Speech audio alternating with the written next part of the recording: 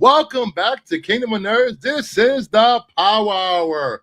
I'm Brucifer. That's my co-host Zach, Tales of a True Believer, and we have special guests JJ and Nerdy Geek tonight, and we're going to be having a discussion about the Odyssey. It will be a spoiler review because it's been 3 days, so it's long enough.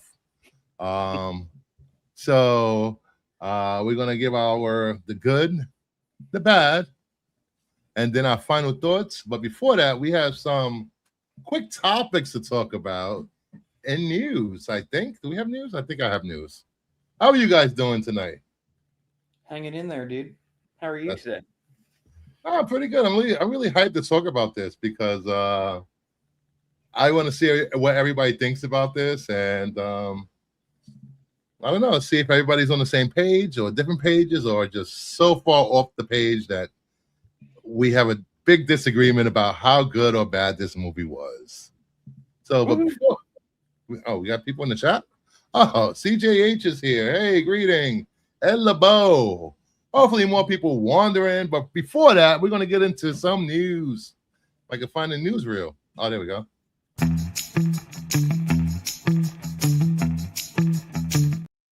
All right. Netflix has revealed that roughly 300 of their TV shows have used generative AI at some point in the production process. Netflix paid $587 million for Ben Affleck's AI company. Is this shocking to you guys that they're using so much AI in their TV shows without telling anyone? I'm shocked. It's shocking how little is in there. Yeah. Sorry, JJ. I was going to say, I'm shocked that Ben Affleck owns an AI company. I didn't know he owned one either. Yeah, I listened to him do an interview about it not too long ago and talking about what his company does. And I think the thing with the industry is how can you make something for cheaper and quicker? And that's what this is doing. And so whether we like it or not, that's where the business is going. I think one of the things that he said that I really felt good about was that he said it's never going to write stories. There's no way you're ever going to replace human beings writing stuff. There's no way. But to help with VFX and to make things quicker and faster so that they can get stuff out there for cheaper, then that's where the industry is going to go, just because it costs a lot to make a movie and it costs a lot to do definitely post-production and VFX stuff and CGI. So, it stinks, but I'd rather it be used for that kind of purpose instead of being used to actually write stories and stuff like that. So, Yeah, I think as long as they let their customers know in the beginning that AI was used in the process for this film, I think it should be all right. That gives the consumer the choice if they want to watch it or not. Yeah, that's how I always saw it. Like even when it comes to comic books, I know in the comic industry, everyone is saying no AI, but I feel like as long as they let us know first, then we can, make our votes with our wallets, whether we buy it or not. exactly.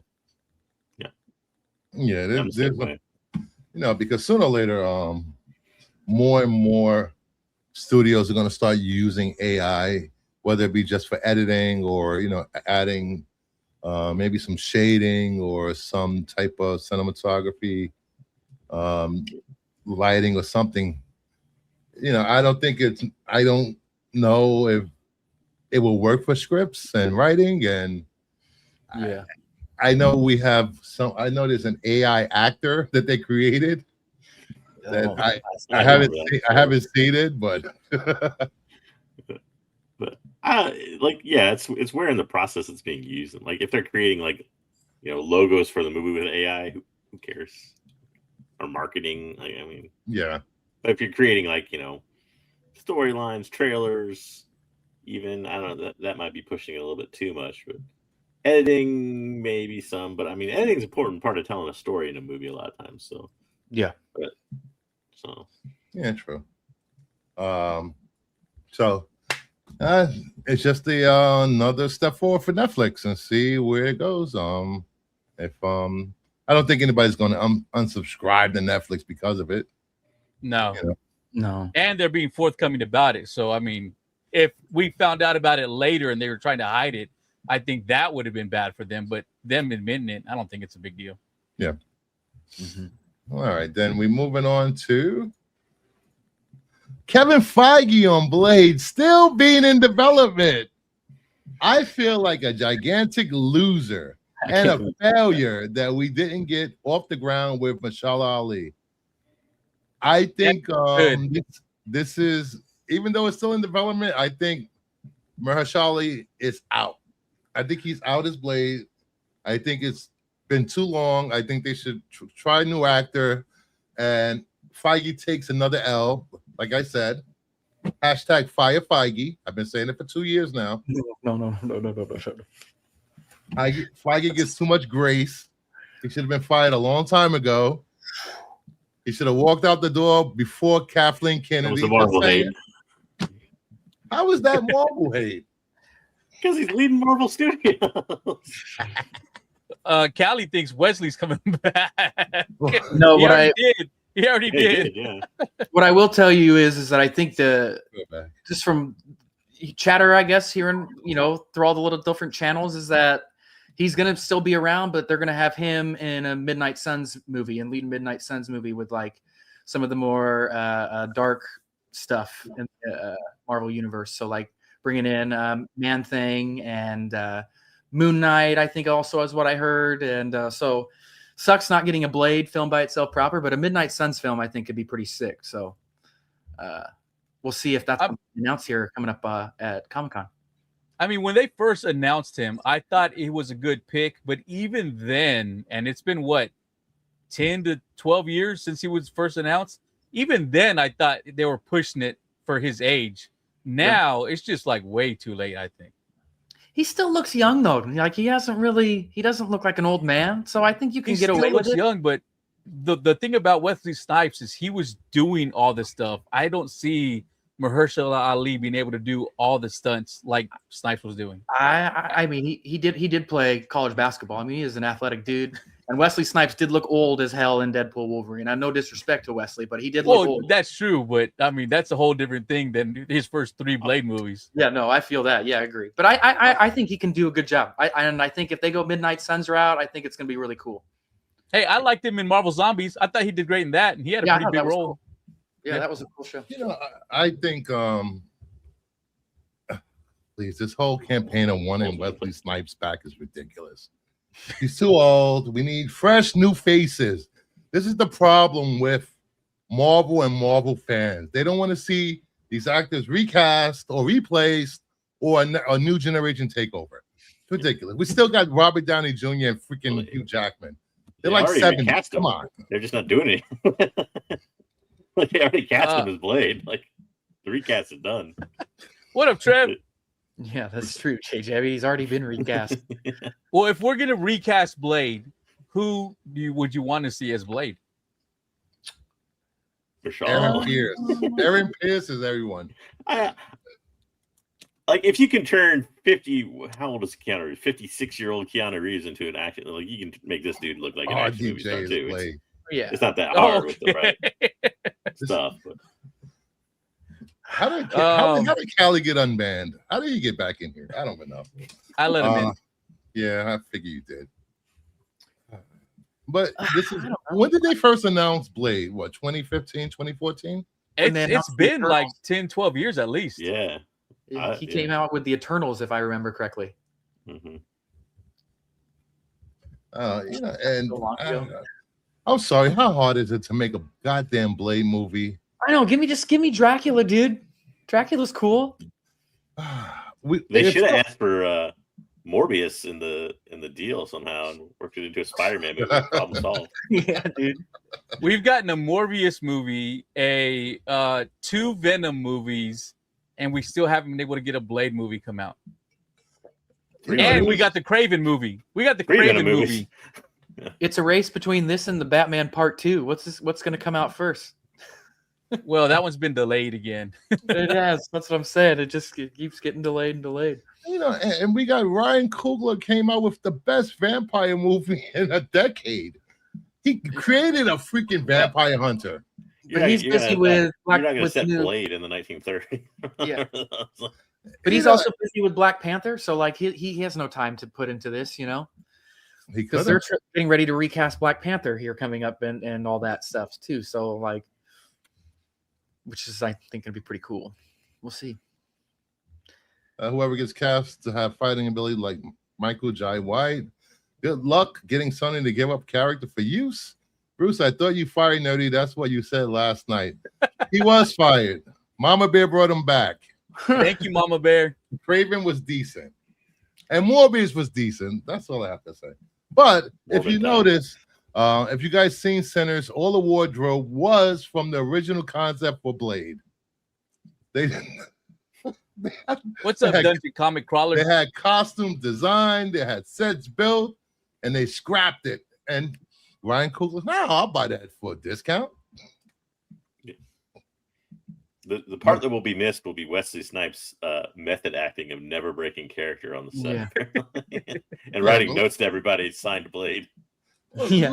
Let's not forget that the third Blade was pure trash. That third movie was pure garbage, hot steaming pile of garbage. I enjoyed it. It was not the best of them, but I enjoyed it. I mean, Triple H was in can't that carry one. it as a villain. I think the best part of that movie was I forgot her name that played the female vampire. When Posey? when Ryan Reynolds told her, what do you call that? Cum guzzling thundercunt. I still use that to this day, damn it. When I saw Ryan Reynolds in Blade Trinity, I'm like, you know, he'd make a good Deadpool. Yeah, that's basically what he said he was doing in that movie.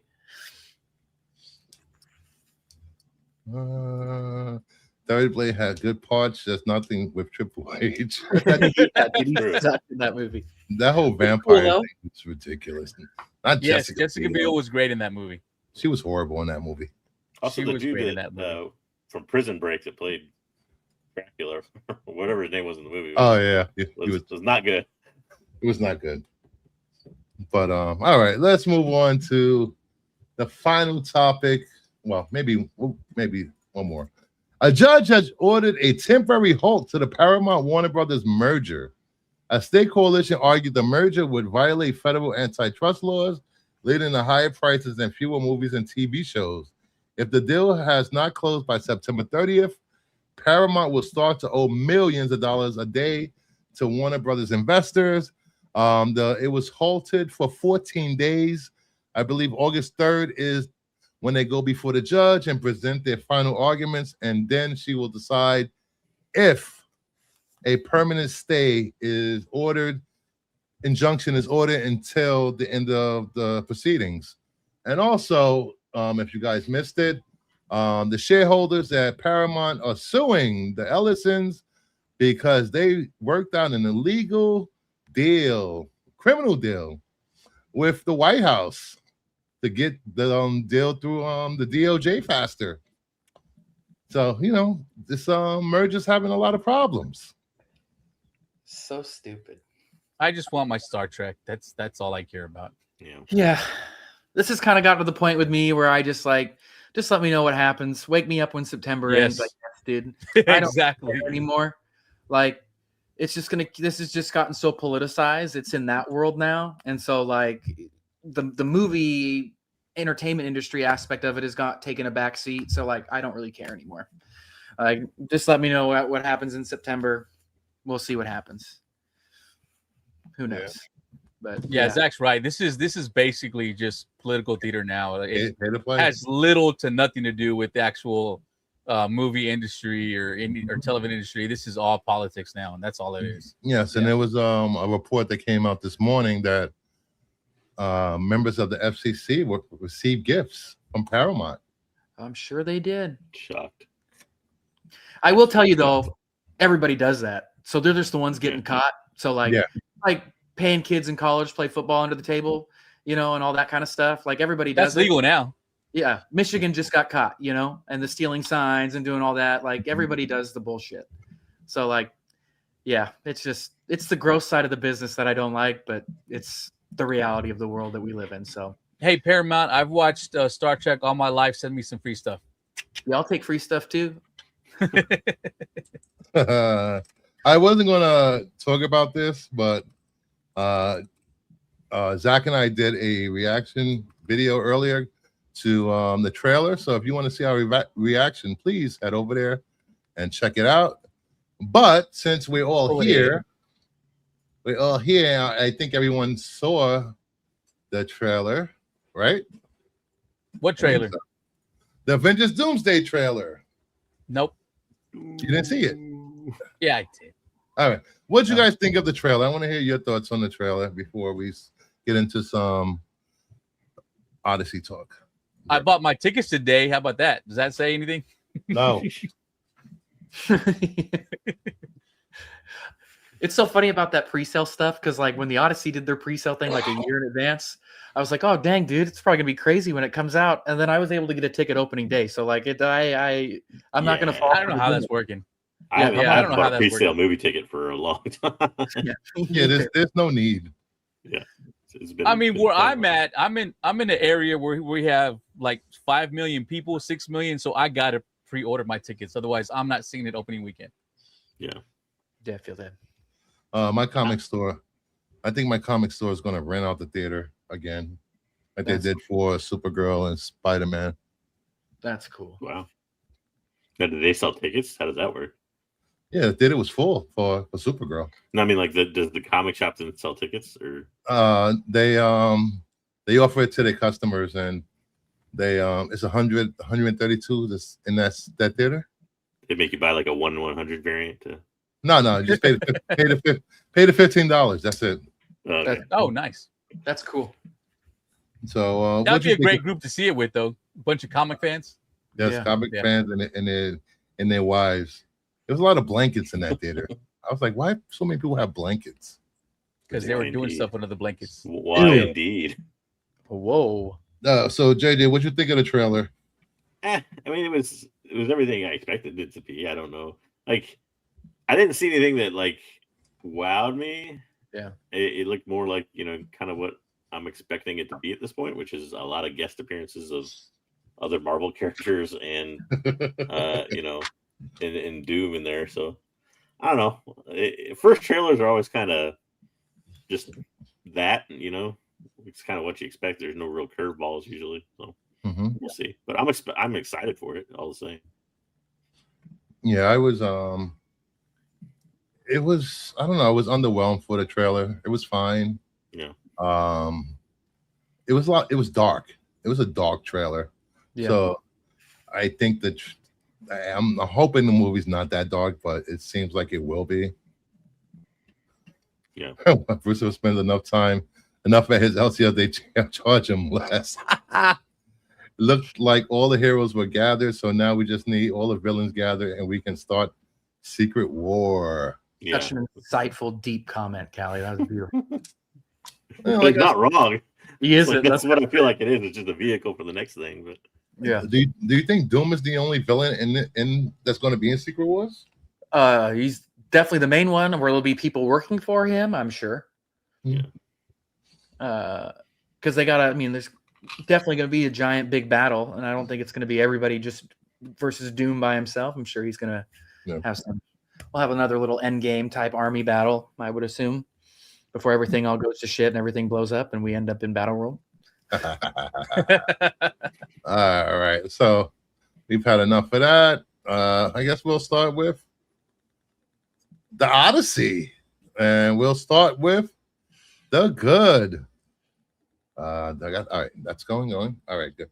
Spoilers. So if you haven't seen the movie, or you haven't seen the movie, you can leave now, because the rest of the show will be about the Odyssey, and we're going to spoil it. And if you don't care about spoilers, stick around. Hey, Grogu. All right, so I took a lot of notes during the movie. For me, the best part of the movie is the third act. I will say that. That is the best part of the movie. It was the battles from Odysseus's monologue that he gave. That was damn good. We had the realization about Zeus's law. That it was like a theme through the whole movie. Treat even treat strangers with respect, because you never know if they could be a god. What else was good about this? The Cyclops and Cersei, those were really two good parts of the movie. The actress's name, Samantha Morgan, I believe her name is. She plays such a good Cersei. And I think that whole scene with her and turning the men into pigs, that was like so reminiscent of Guillermo del Toro or other horror directors. I was like, wait, is Nolan fixing to go into horror after that scene? That was so good. And it was all practical, which is crazy. Yes. The taking of Troy, that was a really good scene. It opened a lot of questions, which I want to save that for the bad. But that was a good scene. What else? Oh, standout actor for me for this movie was definitely Robert Pattinson. His progression from concerned friend and caretaker of Penelope and her son to this bastard needs to die. He was so good. He was so great in that role. Anne Hathaway, another standout. Anne Hathaway was great. Oh. You know, I know parts of her face didn't move. I'm not gonna say why, but he did a great job of showing emotions. Well, the way he shot Pattinson was a little bit odd. Like, there's a lot of side Pattinson. Yeah, in there. John Leguizamo was another standout. I did not know he was even in this movie. Hey, I didn't even know he was in this movie. He did such a great job. Yeah, I was like, what? It was like surreal. You wouldn't even know that was John Leguizamo unless you actually. It was just looks like so different from other roles he's played. Unless you watch The Pest. The type of actor that Leguizamo seems to be, like very into his craft. I bet you he loved having the role in this movie. Yeah. Yep. At least that's what he said in the interviews. Very challenging, and it was a lot of fun, and he was given a lot of freedom to do some stuff, which I thought was really cool. You know, and Pattinson had such nuance and complexity to his character. It was just, you could just see how much of an actor, how much he's grown as an actor since Twilight to The Lighthouse to The Batman, and this is his final form pretty much as an actor. And it's just, he hasn't relied on his name like Tom Holland and Barenthal. Oh my God. Please, I'm getting to them at the end. But for the most part, for me, the third act saved this movie. So I'll leave it at that. But those are the good parts of the movie for me. And I think that's it. Did I want to say anything else about this? I did like the theme of leadership. You know, from the men who stepped up to go to the Trojan War to the men that stayed home, and it felt like the men that stayed home stole the lives of the men that were lost in battle. You know, it was just like so powerful, a powerful message, and that was the good for me. So I'll let you go, JJ. I mean, I think anytime you go to a Nolan movie, the best part is probably the acting and the performances you get out of it. I think everybody did a pretty good job. I mean, you can talk about Tom Holland later if you want, or guys like that. But you know, I mean, for what it is, I think when you get like a Tom Holland with the rest of that cast, he's probably gonna be a little bit outdone. But it's just the way, you know, younger actor or whatever. But like the things I actually remember Degrassi mentioned like 3,000-year-old tale. How you gonna spoil it? But I actually kind of don't. I mean, I think I read this in like maybe in high school. I don't even remember. Yeah. But as far as the actual poem goes, and like, there's a lot of stuff that I didn't remember. Like the closest thing I have is a memory in my head going into it was like the Simpsons parody and the movie Troy, those parts of it at least, and Oh Brother Where Art Thou were about the closest three things I had in my head going in. But I think one of the things that I found interesting was like it was kind of something that a lot of people complained about before it came out. So I was wondering how it would come in. I tried to avoid most of that stuff, but like the kind of the modernization of it, played really well. When I thought, using the more modern dialogue, even though Agamemnon kind of looked, like Darth Vader-esque or so. That's going to be my bad part. I mean, I don't know if that was good or not, but this kind of was sticking to my head, I guess. But I'll save some other stuff for bad. But really, I think the best part, I definitely agree with you. The best part was the third act, and I think that's probably the best part of the tale too, probably. But I don't know, the ending. Maybe I'll save that for bad. I don't know. We'll see. But. All right, Nerdy. What would you like about this movie, The Good? So I was that nerd when we were in high school that when we read this, I loved the poem. I've read it multiple times since then.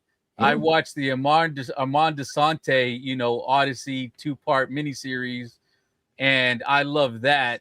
And I was so excited when I saw this. Like ever since I read it, Odysseus has always been one of my favorite characters ever. Mm-hmm. I mean, this was Batman before Batman. This is the guy that outsmarted everyone. He wasn't the strongest. He wasn't the fastest, just like everybody says, but he would outsmart everyone.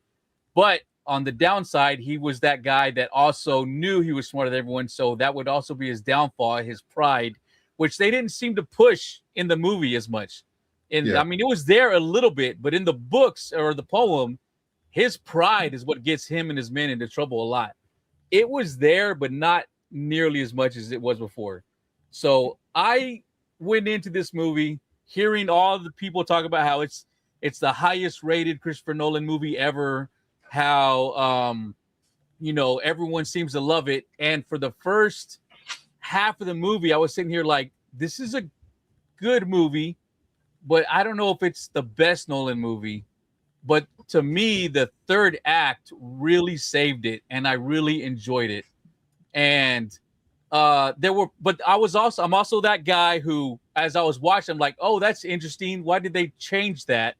Oh, that's interesting. They changed this. And it was nothing huge, but there were small changes that they did in the movie that maybe it's what got me out of it, because I was like, oh, why did they change that? And I spent time trying to think of why did they do it as opposed to focusing on the movie. Maybe if I watch it a second time, now knowing the changes, it will hit different. But I did spend a lot of time trying to figure out why they made a lot of these small changes in the movie. And then one thing I did notice, the gods are all over the poem.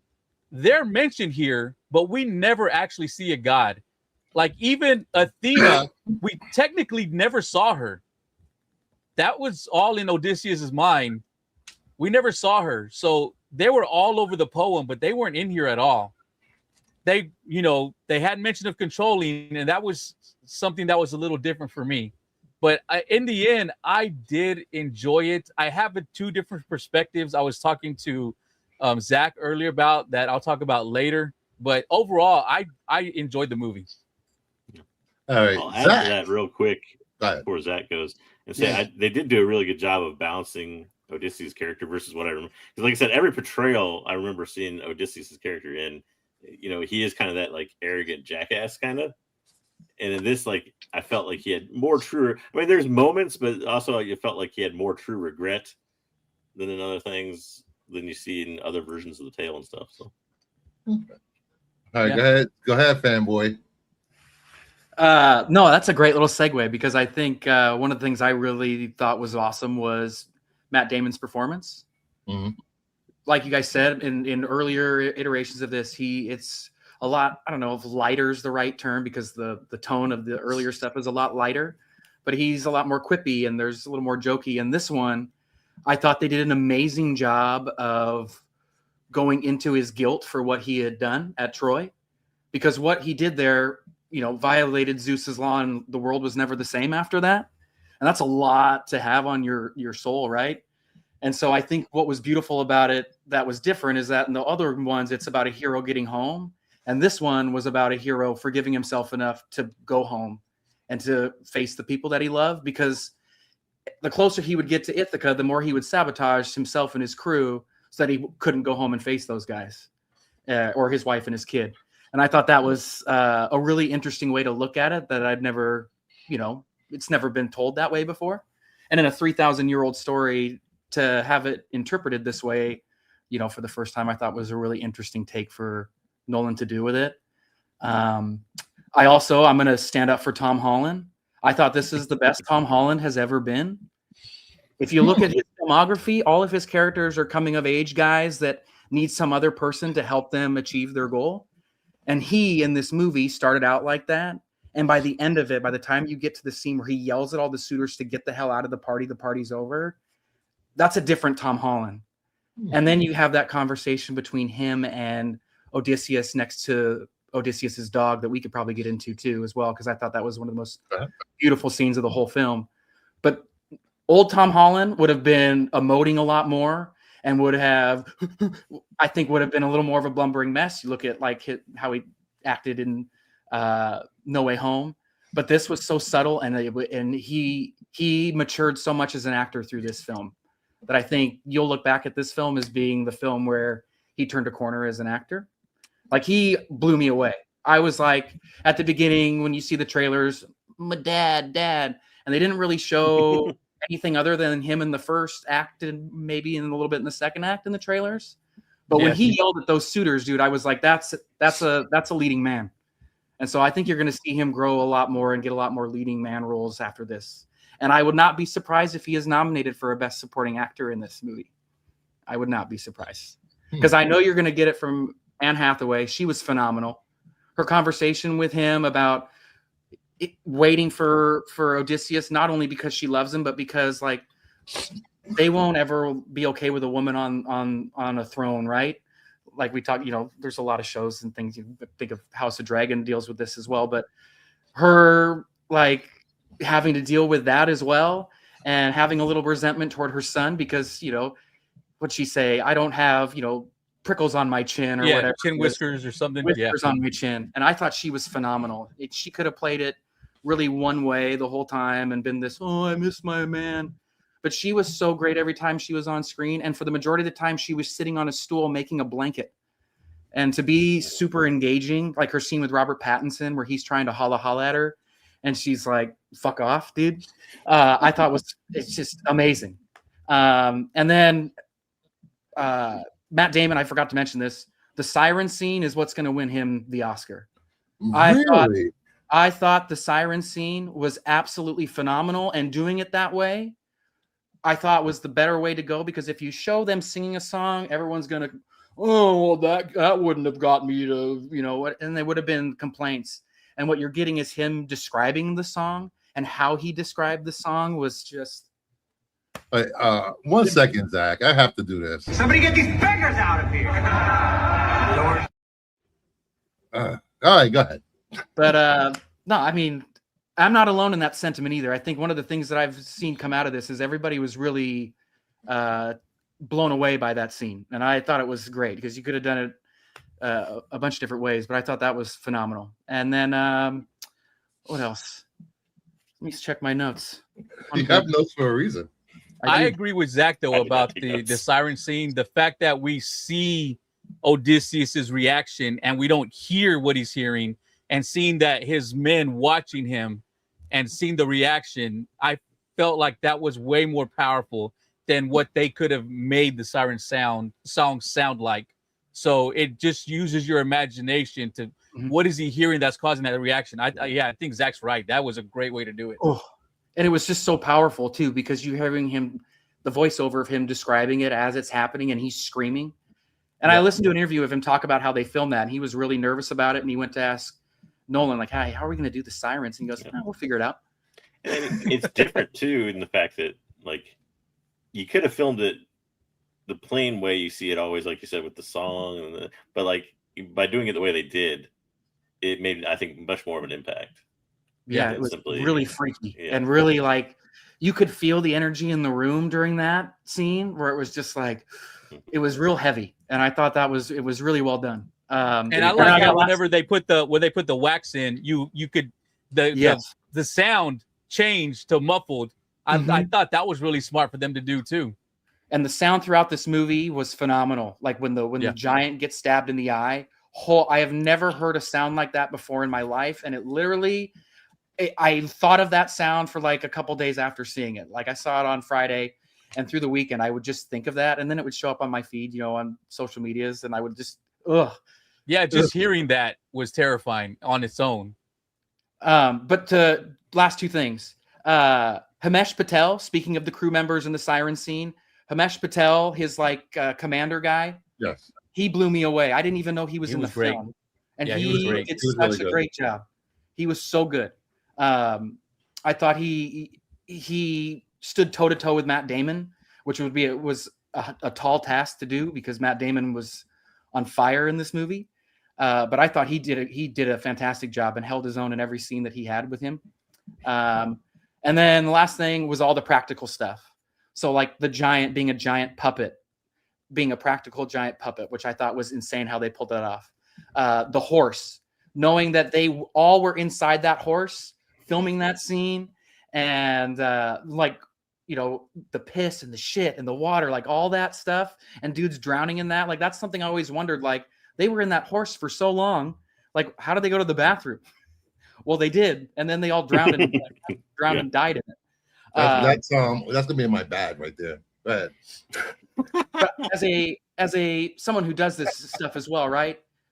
Them all sitting inside a giant wooden horse and filming these scenes for weeks on end is such a cool like just thing to learn, because I think that's like indie filmmaking, dude, and like figuring out on the fly when you have like a million, you know, billions and millions of dollar whatever budget, and you're all sitting in there with your director and your director of photography of this, you know, hot giant wooden horse. Like I thought that was so cool, and I loved the look of it. The giants with the armor. Sorry, last thing. I thought I see people's complaints about that, but once Troy happens, right, they're going off to sea for 10 years, and I thought the giants in the armor represented that the world is different now after what happened at Troy, and the Zeus's law is over, and now everyone has to learn how to defend themselves and their societies and their kingdoms. And so we're going to start armoring up. Our weapons are going to be different. We're not going to be friendly anymore.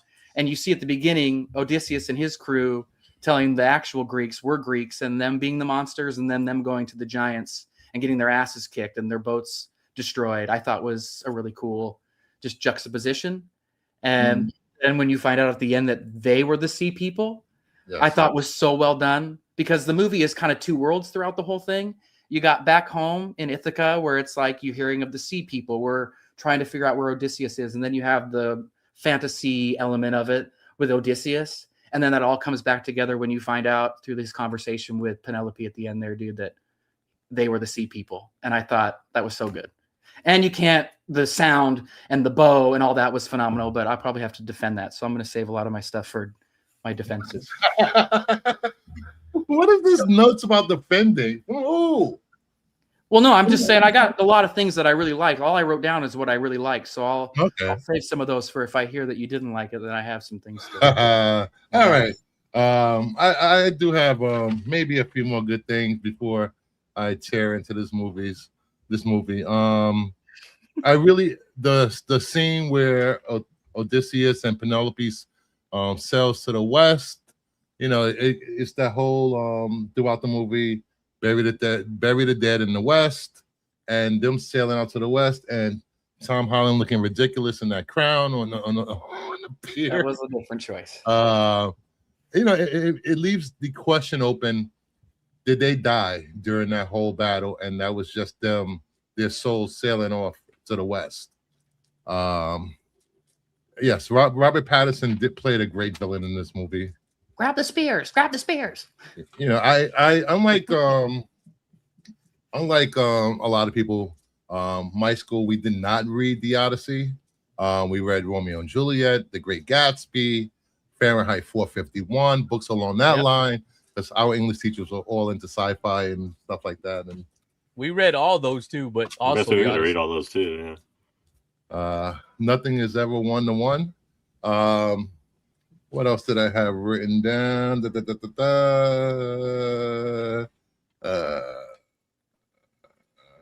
Is it time for me to get to the bad? Sure. Yeah, sure. Go ahead. Is it? Ready the shields. Ready the shields. All right. Let's get to the bad of the movie. All right. I mean, yes, let's get to the bad of the movie. All right. First off, the first 2/3 of this movie, I was bored. I was unengaged. I did not care. It was an okay movie up until the third act. The third act is what saved this movie from being a 7 for me or a 6. The pacing, I did not like the pacing. I did not like the story being told out of order.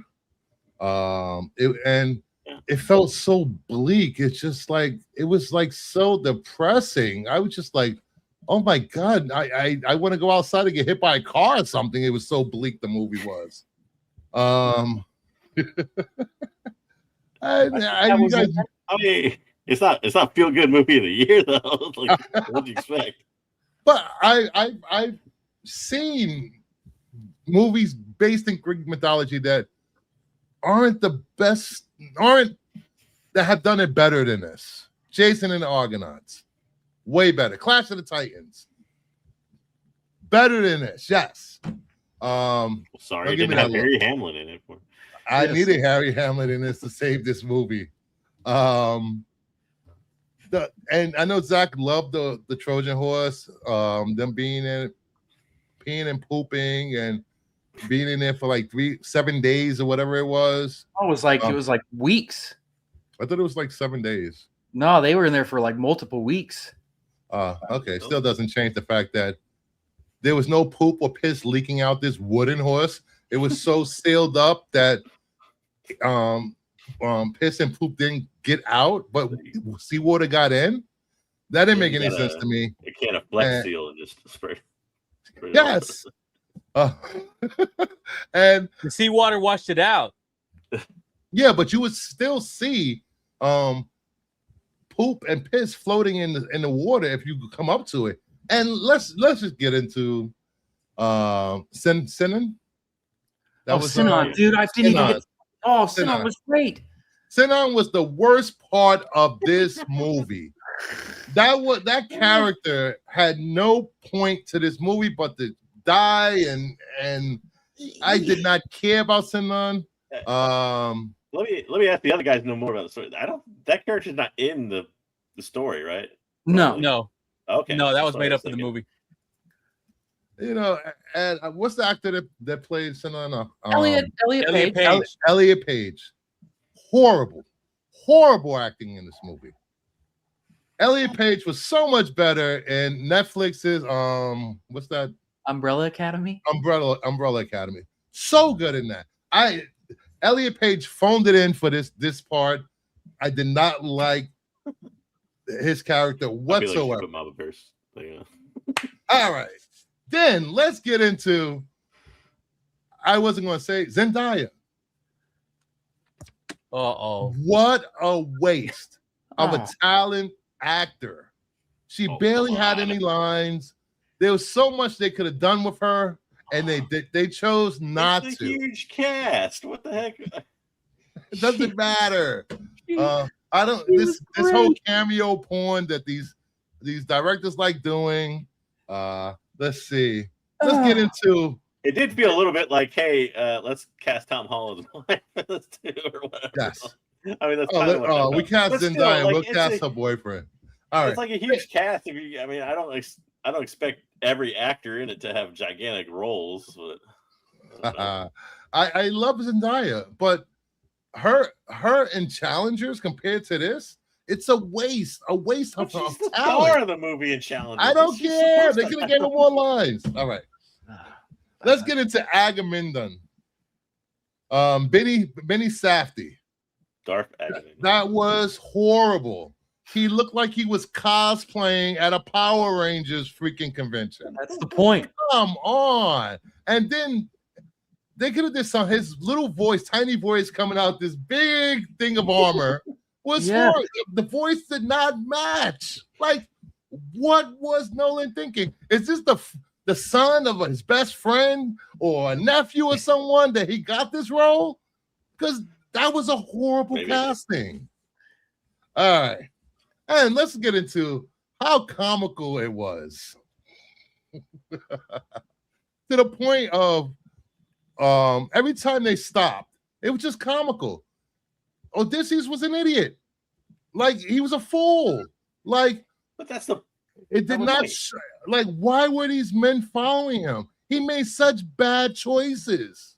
Yeah, because he didn't want to go. He did want to go, but that was the beauty of this movie is he did want to go home, but he was so ashamed of what he had done at Troy, and he's literally changed the course of the world. Yes, but that wasn't that wasn't shown enough. Why these men had so much faith in him and trust. That was not shown in the movie whatsoever. If you read the Iliad, you would know why. But people that shouldn't have to read a 3,000-year-old poem. You should, yes. This should have been explained, because even though I love the invasion of Troy, it was not long enough. It did not have. It should have been a lot longer. It should have been in the beginning of the movie to explain the motivation of the crew for following Odysseus throughout this whole thing, instead of just throwing him overboard. I've always said with when it comes to the Iliad and the Odyssey, I will not be happy until we get a 2-season, 10-episode miniseries that the first season is about the Iliad and then the second half is the Odyssey, because there is so much information. Even when you squeeze it into a 3-hour movie, it's just too much to put in there. You can't put all of it in there. It deserves to be a mini series with the money that Game of Thrones had behind it, and with the same type of effects and everything. That's what it needs to be. Will that ever happen? I doubt it. But if they really wanted to tell the true story of these two, epic poems, that's how it needs to be. And the studio's ideas to back the money truck up to Nolan's house and be like, "Hey, can we make a prequel with the Iliad?" And I spoke and I went to go see the movie with people that actually read the Odyssey and knew the Odyssey, and the leaving out of all the assault on women and from the poem to the movie. I think that was a disservice to all the women that died during the invasion of Troy and that were raped. And it also goes to what was her name on the island? Calypso. Calypso. Why Calypso and Cersei don't trust men. I think if it would have showed the assault of women, and because there's no, even though Cersei says because men do this and men do that, I think it would have been more powerful. Because I know I was told the story that the crew actually tried to assault her in the poem. Yeah. And leaving that out, it's just, I don't know, it's just this whole bro thing that was going on through this whole movie. Let me see. Tom Holland and Barenthal, they were out of their depth as actors in this movie. Everyone except Elliot Page were out of their depth. Everybody acted circles around those two in this movie. Barenthal was just playing himself like he always does in every movie. I was waiting for him to say, "You're from Troy? I'm from Troy. I used to be in Troy." That horrible accent. And then, hey, Matt. Hey, what's up? All right, and I'll leave it with let me see, anything else that I'm leaving out? And it made it seem like the movie made it seem like everything that was going on with Odysseus, when he was with Calypso, that he was a prisoner of Calypso. She kept feeding him drugs, and he didn't want to leave. And from what I understand from the book, the original, he was a willing prisoner. He could have left at any time he wanted. But that's just yes me. and no, because he never knew how long he was there. Like, time was not flowing in his mind. When they didn't quite show it, but in the poem, when she tells him how long he's been there, he had no idea. He thought maybe a month or two at the most. Mhm. He had no idea how long he was there. She was messing with him. All right, and I'll leave with this, my last criticism of the film: the lack of gods in this movie. I was looking forward to seeing gods in this movie, from Zeus to Poseidon to Athena, and because a lot of Greek mythology, it's the interaction of humans and the gods, and the gods talking to them, and gods helping them, or getting the wrath of the gods. Like Degrassi said in the chat, that Zeus was just lightning and Poseidon was just water in this. I think it would have been more powerful if you actually saw the gods talking and why they're so against Odysseus. Even though he broke Zeus's law. Anybody got bad? We'll go with JJ again, and then we'll circle back to Matt to give good and bad. Go ahead, JJ. I don't know. I'm not going to be quite as harsh, probably. It's kind of funny. You guys both mentioned the gods thing. I don't know. While I was watching the movie, again, I'm not super familiar with the tale, but I didn't really miss it that much. But now that you mention it, it does seem like it was kind of funny that it wasn't there that much. I still think they did a decent job, though, of communicating, why Odysseus was the person he was and why he regretted breaking Zeus's law and that type of stuff. So, like I said, I didn't miss him that much, but I can see now from after having it kind of reiterated why not having them there would be kind of a negative. I'm with you on the Barenthal and the Holland. Holland was okay. Barenthal was, I guess they were both what I expected, but I didn't expect much, I guess, was the thing. And I don't know. I think Holland did all right for what he had, and they put him in some kind of ridiculous scenarios, like you said, the crown. It's like some of the stuff didn't make much sense. I didn't really have a huge problem with kind of modernizing it either. I know some people were really off put by like Agamemnon's arm. He even kind of moved a little bit robotic, like I felt like, which I think was kind of the point. That he's kind of supposed to be almost at least represented like inhuman, like maybe. But I don't know. I won't cite like not having Zendaya or something in there as a negative enough, because like I said, it's a huge cast. Was who played Helena Troy, like Lupita Nyong'o. Like, she's a really talented actress, but I don't, her not having much a part of the movie didn't bother me, because I didn't expect her to have a huge part in the movie. So I trying to think of something that you haven't already mentioned. It's probably can't think of too much, but yeah, I liked it. I guess we're gonna wait to grade it, aren't we? Yeah. Okay. Well, let somebody else go then. Go ahead, Nerdy. Any bad for you? So the bad is I had mentioned it before you did, but then you also commented on it. The fact that the gods were really removed from this movie, like, it almost felt like he purposely made it where this wasn't the fault of the gods. This was Odysseus, as Zach is saying, feeling guilty for what he did, and really keeping himself from going home. Like, it felt like Nolan wanted to make it more about that than the gods. And I know Degrassi said that he would have been taken right out if he saw the gods. I mean, we saw Zendaya through this whole thing, and we didn't know to the very end that wasn't Athena. That was just Odysseus's representation of Athena. She was never in it. So no gods actually ever existed except for water and lightning, and that's it. Yeah, and then even to the point where like I never heard the Cyclops mention Poseidon. I mean, I don't know how his men did it, but I never heard him say anything about it. Did y'all recognize him saying Poseidon? No. You did, Zach? Yeah, when he has his back to them and he's crying like this, it's hard to interpret, because it's a weird language, I guess. But enough to where I heard it made sense.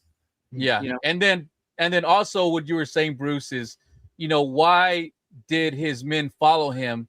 They did make Odysseus seem like he made one bad decision after another, which in all of the stories in the poems, he was always so smart. He always outsmarted his enemies and used his guile to get out of situations.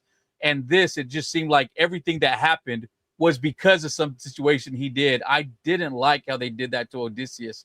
But again, Nolan changed it where he wanted it. It feels like he wants us to believe this was all the fault of Odysseus himself, not the gods. It was his decisions. It was man's control of their fate that did it.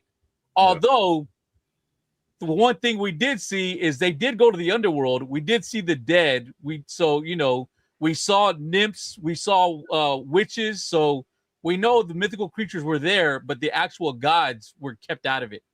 There was a few other things that were changed here and there that I understand, like what you said about the assaults that happened at Troy and things like that, and then with Calypso and Circe.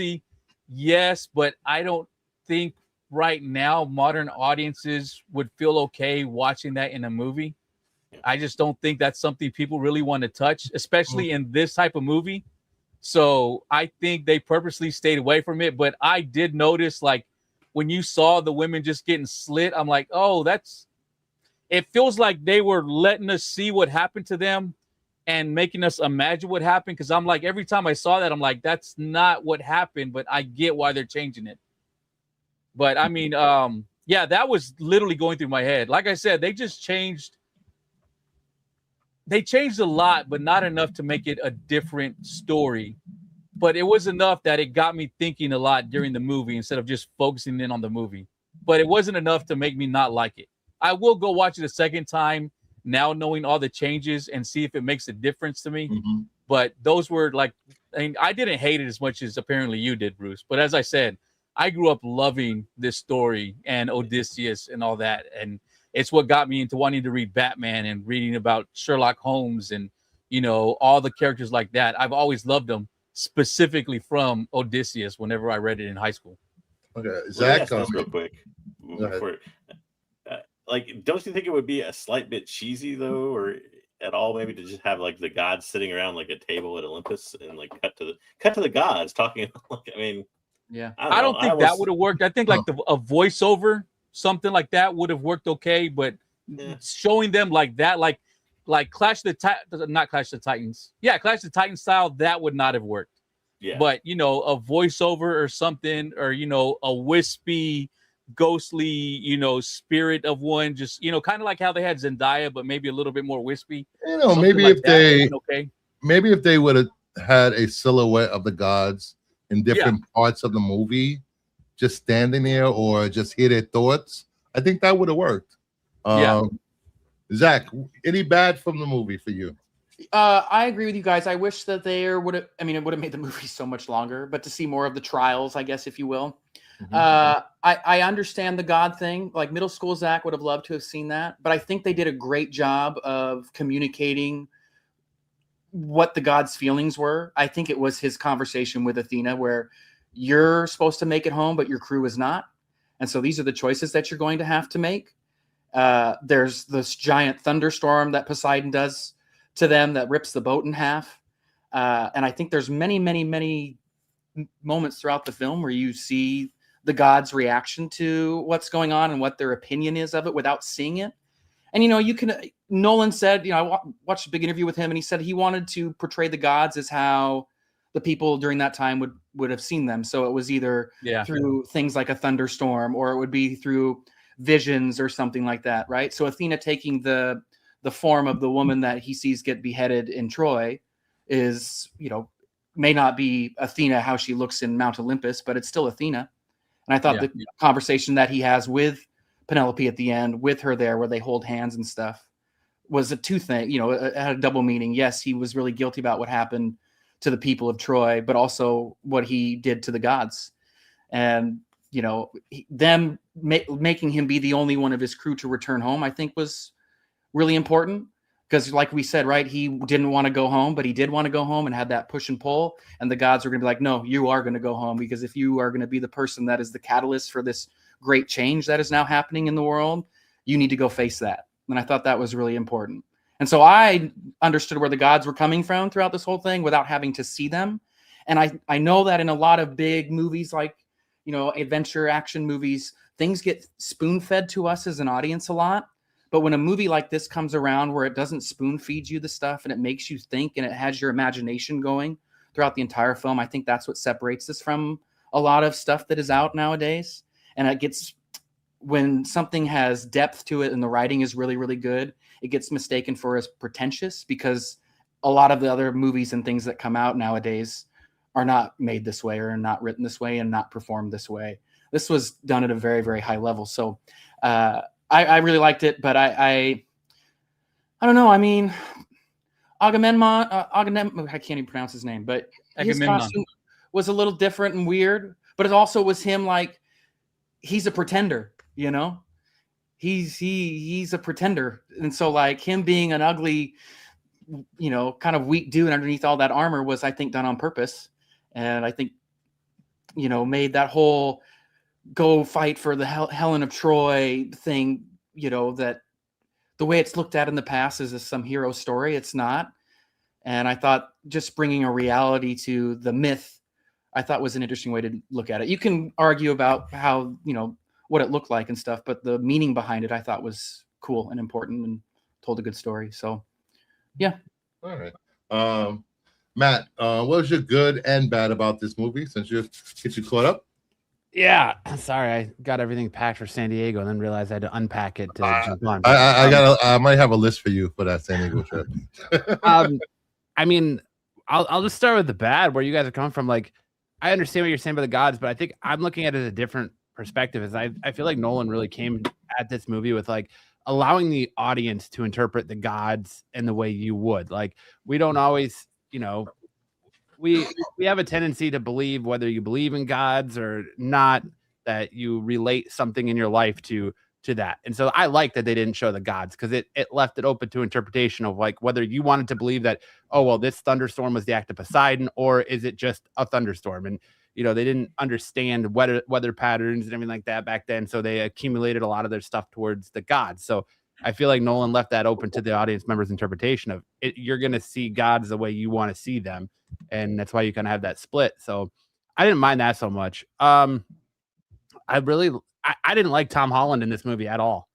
And most of the people I talk to disagree with me. They're like, oh no, he was great in this movie. I don't care. In what world is he going to get pushed around by Robert Pattinson? Like, it's like, I don't believe this at all. I thought it was great for Tom Holland. Yeah. I mean, I don't have that's a different bar. I don't have too many complaints about the movie. Like, for me, it's mostly just I feel like at times the audio was really bad and the lighting was really bad, especially when they're in that thunderstorm. You can't make out what's going on or what they're saying, because it's just all over the place. But I can tell you, when they're in that cave with the Cyclops and that thing screams, I got literal goosebumps and chills, and I've never had that happen in a movie before. But other than that, like, I thought it was only an okay movie. Like, I wouldn't put it at the top of my Christopher Nolan movie list, maybe like 3 or 4 down, but I don't know. It was an okay movie for the most part. Nothing.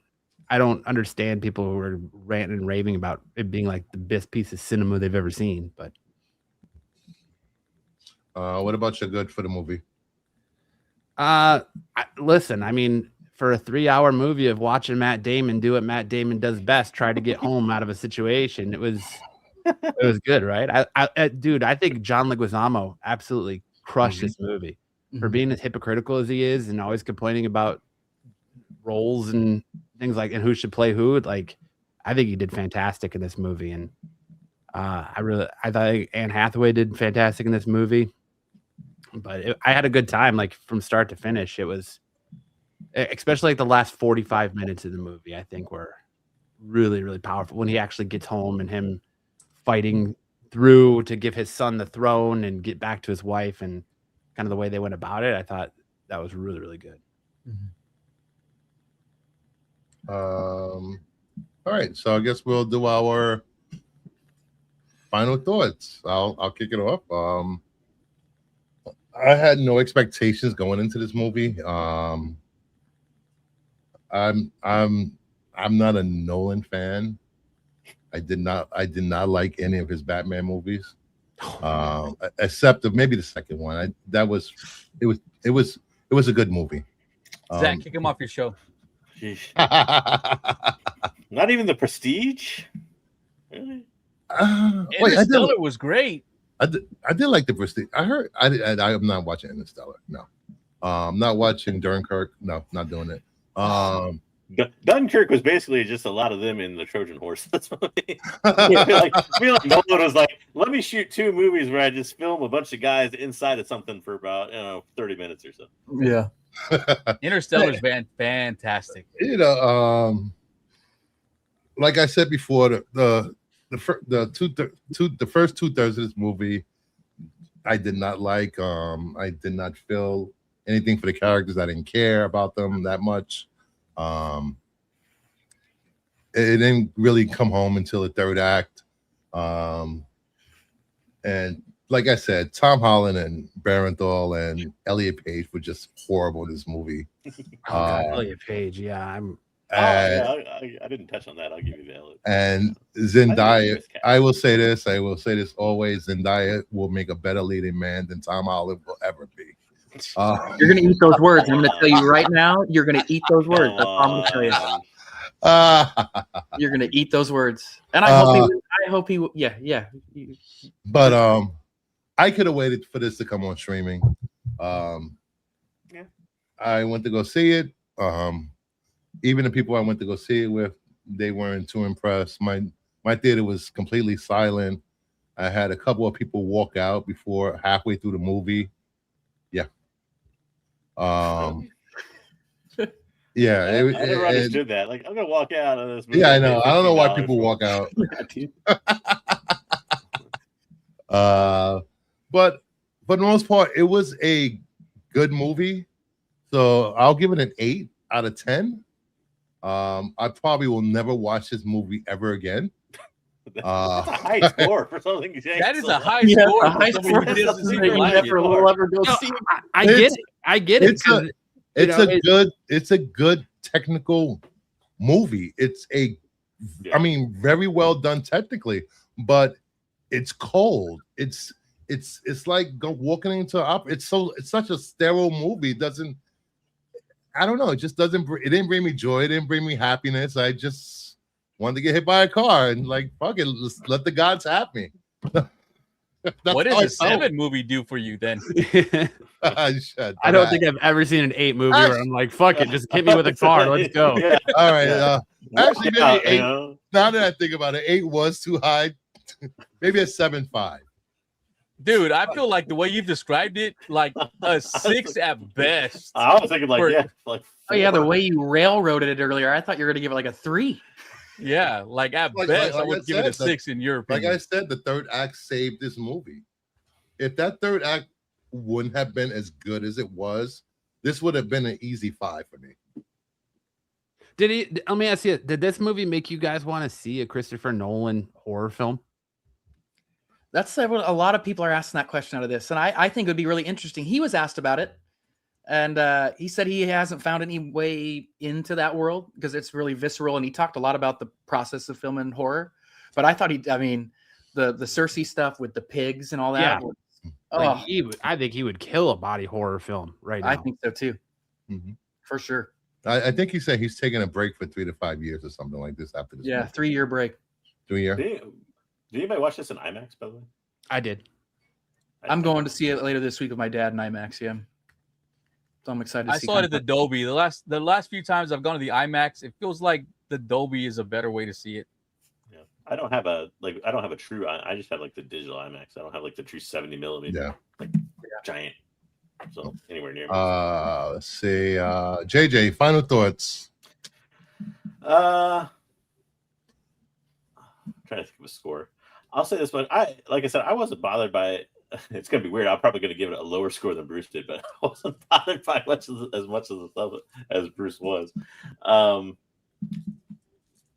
I say for a score, I'd say 7 out of 10. Like you put it well. Like it's a very good technical movie. It was a bit. I'll give you the first half kind of pacing was a bit much. 3 hours is a bit much maybe for this, but I mean it's also a hugely long kind of epic poem. I get it. And I went in. If I didn't go in expecting this to be a super long movie, I probably would have felt differently about that because I did go in expecting it to be a super long movie. So I was strapped in for the ride, so to speak. I'd say in the end, like I didn't really have any major complaints. I know some of the people were miscast. Some of the acting was not great. I didn't mind, Agamemnon's, kind of feeble voice in the giant armor thing as much as other people did. So yeah, 7 out of 10 works for me. I will say this much: I'm a little bit disappointed in the movie because now I have to watch John Barenthal and Tom Holland in the same movie twice in 2 weeks. So it's never good. But all right, Nerdy, final thoughts. So I feel like I have kind of a unique perspective on this, at least with the panel. I'm thinking. So as I said, I read this in high school. I was that one nerdy kid who fucking loved it and have loved it ever since and have read it a few times. And I remember reading it and just remember reading the Iliad and thinking like how heroic everything seemed and how amazing it was. And, thinking about Odysseus coming home to finally getting back with Penelope and how great that must have been. And then since then, I had joined the military. I did go to war, and seeing it from that perspective now, whenever he got to the point where he came home and he saw Penelope, it started making me think about when I got home and how I was like, wow, I came home with all this PTSD and trauma, and Odysseus just comes home just fine. But then Nolan shows me, no, he's coming home with PTSD. He has all the trauma. They explain it, and it really hit different this time watching it. And then also him talking about, hey, as a kid, again, reading it, heroic. They're going to defend their homeland. They're going to defend, they're honoring their allegiance to Agamemnon, whether he was a good leader or not. History shows he was not, but they honored their commitment. And again, as a veteran, when I went, I'm like, okay, I'm going to go. I'm defending my country, my family, my people. And now having the perspective of like, was I just a pawn of the government? Was I just a pawn? And my brothers who died, were they just pawns of somebody else's, War? Somebody else's war, somebody else's profiteering. I see both versions of it now, and the fact that Nolan was able to bring that into this movie, I found really personal, and it gave me a different perspective. It made me kind of love it even more than I did as a kid, and to me, it hits different and more personal. So I really enjoyed the movie. I thought Nolan did great, despite the fact that he did change a lot from the original text. But what he did change, I was personally able to relate to. And I think it made me like it even more. So I'm going to give it an 8.47. I mean, I was really able to enjoy it. And it made me think a lot differently about my time in the service and how I thought the original story was compared to how I see it now. Well said. Oh, you're muted, Bruce. Oh yeah, you're muted. Zach, your final thoughts? Yeah. Agree with all the things you guys said. I agree with the first, hour and a half. I will say though, I think your thoughts, Bruce, on it making you feel like shit throughout a majority of the movie, I think that was the point.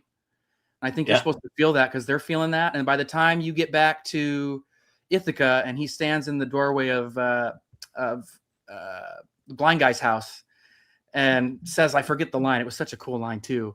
But and we get to the bow and the boom, like you're supposed to feel. I think that it's supposed to hit more because of how miserable you've been throughout the entire movie. So I really liked it. I think the bow, the end with the suitors and the bow and the sound and him shooting the arrow through the axes was just beautiful. And so between that and the scene with him and the dog, really put the third act over the top for me.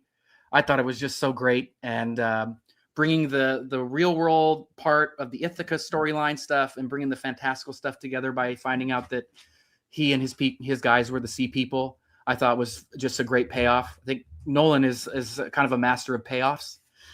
So I'll give it a 9 straight 9 for me out of 10. All right. Matt? Like I said, I enjoyed this movie. I kind of got, I don't know, the feeling as Odysseus is talking on the beach that he doesn't want to go home because he doesn't want to be a hypocrite. He doesn't want to go home a liar because he was a big believer in Zeus's law. And with the Trojan horse, what did they do? They went into somebody else's house and slaughtered them all. And when he's wanting to be accepting of everybody in his house, he's doing that. And that's kind of what I feel like Zendaya's character was a representation of when he's talking to her at the end, is he's dealing with that guilt. And like Nerdy said, dealing with that PTSD and that coming to heart moment. For me, like I said, I liked the movie all the way through. I think Matt Damon did a fantastic job in this. Some of the casting is off, like Tom Holland. I didn't mind John Bernthal as much as you guys did, but Tom Holland and Robert Pattinson were the two for me that were like, all right, because the whole time I'm watching Robert Pattinson, I'm like, why is anybody following this dude? He was basically a coward and backed out of having to go to Troy and swapped himself out. So it was like, why is everyone following this dude? I don't get it. So there was some stuff that took it out of me. And there was a couple times where I checked my phone and I was like, oh my God, this movie's only been on for an hour and it's still going.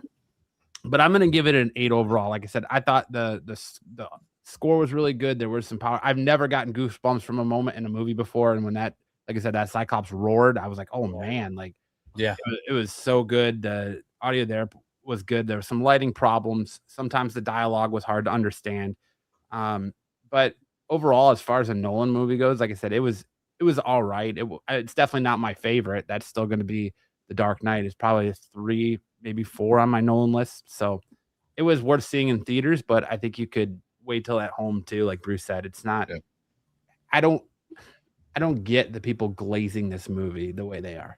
I don't get the hate for it, and I don't get the glaze for it. It's just kind of like, well, there's 3 hours of my life, and but it was all right for what it was. You said you saw it in IMAX, right, Matt? Yeah. I wonder. I didn't notice the lighting thing. I mean, it wasn't the world's greatest lighting, but like I didn't notice it that much in the theater I saw. I wonder if that was more of an IMAX thing. Like I feel like the part after they leave the Sun God's Island and they're hit with that massive storm, it's supposed to be like a really impactful part. And I've talked to a couple people about it, and they're like, "Oh man, yeah, I felt like that was like so impactful. I got so much from that." But for me, it's like the way it's lit and the flashing and the lightning and everything going on, like it's so loud you can't hear what they're saying to each other. The way the lightning flashes it, you can't really see what's going on, and so I felt like that kind of took me out of it. And I feel like the worst parts of this movie are legitimately the times we cut to Tom Holland, because he was just like, my dad, daddy, dad, daddy, dad. And but I think, like I said, Matt Damon crushed this movie. Sometimes I also think it's weird that coming from a grown man. Yeah. Like Tom Holland is not 16 anymore. Like, right. Dad, and you would think, like, I thought John Leguizamo's character was going to just start beating people down because of the way he's training. Yes. And then he's just getting pushed around, and he just lets Robert Pattinson pick that dog up and walk out and throw it on a crap pile. It's like, all right. Yeah. I thought that was pretty powerful that the dog died right when he walked up, and was just how Tom Holland's character was like, oh man, this must be Odysseus. And so It had a lot of good. I don't have a lot of negatives for it, so I give it an 8. Nice. And I'll give it a solid 8 without saying I wish I was hit by a car and the gods took me. the most positive -8 ever. Yes, 7.5. He adjusted it down half a point. Adjusted it Give him down. credit. I might adjust it down again. You never know. Because like I said, Tom Holland and Baron Thor really annoyed me in this movie. I'm Now not you're gonna watch him again. I'm not. I know. But I agree with Bruce. This is a movie that I gave it an 8, but if I never watch it again, I'm okay. Like, I feel like there's no rewatch value here. I got what I wanted from it the first time around, and there's really no rewatch value here. That's how I felt with the Joker movie. Like, I felt like it was a good movie, but I'm like, I'm never gonna watch that again. But I'm glad I watched it the one time. Yeah. There's a lot of shows and movies that I enjoy while watching them, and then I'm like, do I really want to watch this again? I think that's the magic of old Hollywood, 80s, 70s, and 90s movies. They have a lot of rewatchability, compared to today's movies. I almost wonder if that's like the thing. Like, when all the times I think that I went back and I like rewatched a movie in my life, like a lot of times it was because it was just on TV. Yes, it's true. And that doesn't happen anymore. I mean, you have to purposely go. Like, when the Odyssey hits streaming, I have to purposely go and watch the Odyssey again. It won't just show up on TNT or something at some point. Yeah, I don't know how many times I flipped through cable and, oh, look, a Harry Potter movie. Let me watch it again. Yeah. Like, I've seen Rocky like 80 million times because I went back and just Rocky's on TV like 80 million times. So. Would Shawshank be as legendary if it wasn't running on USA and TNT for all those years that it did? Yeah. If I was flipping through HBO and this was on, sure, I'd stop and watch it, but I'm not going to go out of my way to seek it out. Yeah. Yeah. So, thank you everyone for hanging out with us for our review. I don't even know what the next movie is that I want to review. We got Spider-Man in a couple weeks, dude. Oh, 2 weeks. Yeah. More John Barenthal and Tom Holland. Did you guys get the trailer for Other Mommy? Yes. Oh, that looks so good. Insane. That scared the crap out of me. When she's under the thing all twisted up, I was like, oh. Yeah, my son, because my son went with me to watch this, and he jumped and kind of yelped at that part. And he's like, he just started shaking his head, and I'm like, oh, we're going to see that. I'm definitely going. Yeah, Justin was like, no. I'm like, yes, no, yes, we're going to see it. You do a streaming that looked good. Demon Slayer. I think streaming this week. Oh, I'll watch that again because in the movie it was too long. In the theaters, it was too long for me. Spoiler, 2.5 hours. Tom Holland and Tom Holland's the other mommy. Tom Holland and John Bernthal are the other mommies. Isn't that what's in Diet? I like Bernthal in this movie, but I like Bernthal in general, though. I don't like him. Really? I liked him in The Accountant. I liked him in Wolf of Wall Street. Wolf of Wall Street. I loved him in Wolf of Wall Street. Yeah, I mean, I like Bernthal. I never watched Punisher though, so I don't know how he did in that. You're from Jersey. I'm from Jersey. Yeah, I know you. I feel like he's always the same character for us. Yes, that's true. But then, like, was Nicholson any different or Eastwood? They always portray. He's like Vince Vaughn of action or something. I don't like Nicholson that much either. I'm just saying. I don't know. Nicholson always hammed it up and everything. Pedro Pascal is the other mommy. Yeah. I nominate Water for Best Supporting Elemental Stunt. But you know, as what Zach was saying earlier, I can see Anne Hathaway getting a nomination for this. I can see Damon, and I can see Leguizamo getting like a Best Supporting Actor or something. Ed Nolan will probably get a director. It's going to get nominated for everything. I think Pattinson will get nominated for Best Supporting. Yeah, Pattinson probably will. I don't think Tom Holland deserves to be nominated for anything except for Waterboy for Zendaya. No, he's not. I'm telling you, going to eat those words. All right, so stand on the line for him, dude. What money they making this month? Zendaya. So make sure you sub up to Nerdy Geeks Comics. Sub up to Absolute Geek. Great wrestling show on Thursdays, and he has SNS on Saturdays on Renovision. And Zach, you can be seen here and also on the Black Order Comic Club YouTube channel. And JJ is on TAC sometimes on Renovision and on is this still a Star Wars show? Yes, sort of. Just making sure. Sometimes. Let me see. If Tony Gilroy makes Vader, should he shoot it in standard 65 millimeter, which Disney will call force fish? Yeah, dude, that whole deal is hilarious to look at. From they're making up their own terms now since they couldn't get into IMAX. That's hilarious. to get these beggars out of here. Somebody get these beggars out of here. All right, so thank you everyone for tuning in. Please hit the like, subscribe, leave a comment, and let me know what you thought about the Odyssey and the comments. Have a good night, everyone.